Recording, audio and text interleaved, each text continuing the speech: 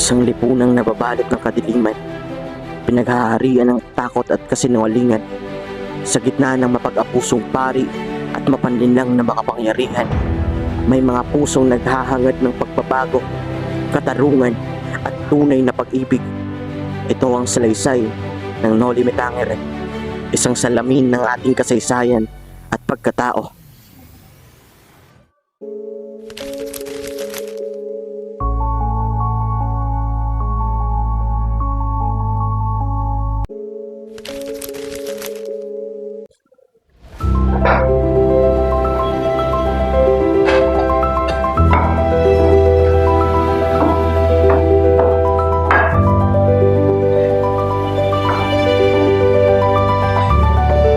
Sa pagbabalik ni Crisostomo Ibarra mula sa Europa, ay naghanda ng isang ingranding piging si Kapitan Tiago para sa kanyang karangalan.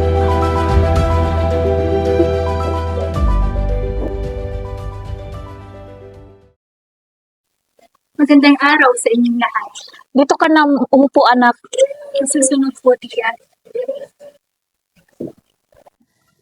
Mga panauhin, narito ang ating panauhin na galing sa Europa, ang anak ng yumaong Don Rafael, si Crisostomo Ibarra.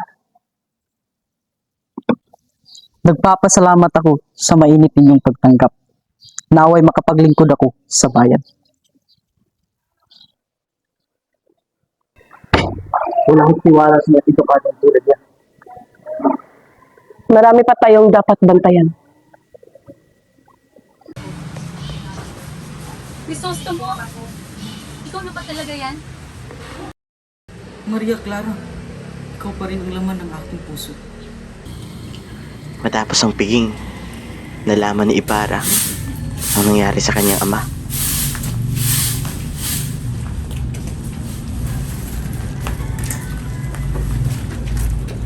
Magandang araw, Ginoo. Ano po ang sadya natin? Nasaan ang puntod ng aking ama? Walang pahintulot na ilibing dito sa loob ng sementeryo, kaya't hinukay at itinapon ang bangkay ng iyong ama sa sapa. Anong kabastusan ito? Sino ang may kagagawan? Si Padre Damaso, ang simbahan ng may utos.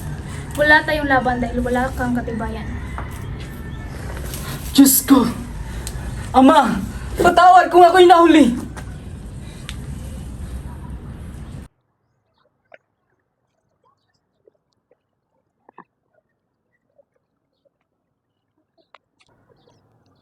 Magandang araw po, Ginoo. Magandang araw rin, mga binibini. Naghintay ka ba ng matagal, Ibarra? Kakarating ko lang po.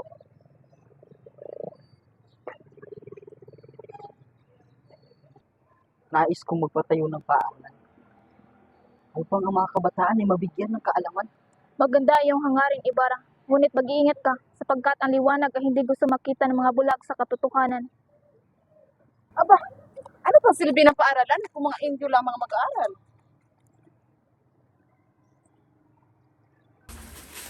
Crispin! Basilio, saan kayo pupunta? Inay, pinagbintangan po kaming nagnakaw sa kumbento. Nay, kailangan tayo umalis na. Delikado po tayo rito. Ngunit si Crispin ay hindi na muling nasilayan, habang si Basilio ay tumatakbo sa gubat upang makaligtas. Padre Salve, bakit po ako pinipilit na pumasok sa kumbento? Dahil kung hindi, magpapahamak si Ibarra. Hindi. Hindi. At ikaw, Hindi ko kaya. kanya. Hindi. Hindi ko kaya. Ngunit, para sa kaligtasan niya,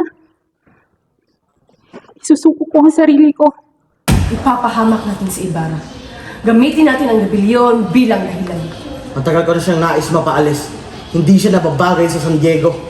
At ako naman, isusumbong kita ng kanyang mga kilos.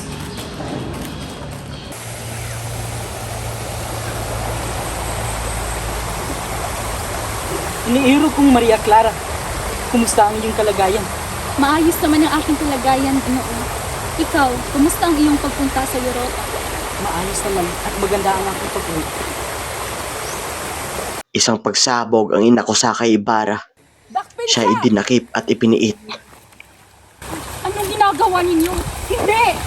Hindi siya ang may sala! Para salva, niloko ninyo ako! Hindi!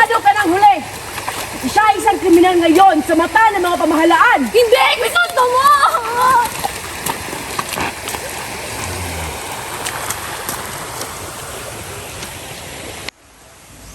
Para, sundan mo ako. Wala nang ligtas sa San Diego para sa'yo. Ngunit paano ang ating bayan? Hindi ka makakatulong kung ikaw ay patay. Buhayin mo ang pag-asa sa ibang paraan. At sa pagtatapos ng kanilang buhay, isang bagong umaga ang ipinangako sa bayan. Ay mamatay. Sana'y may isang Basilio na magpapatuloy sa laban.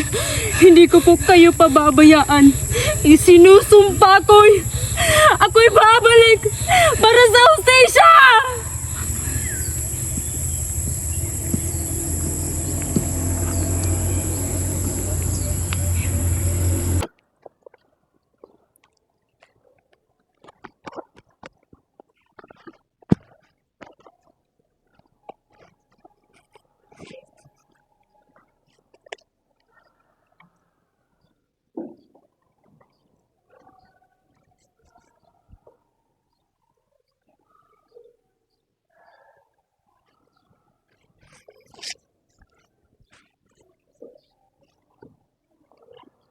Maria Clara, anak, bakit mo pinili ang landas na ito?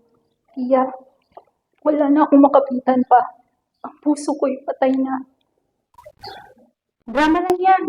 Mapagpakasakit daw, ikunwari lang naman iyan.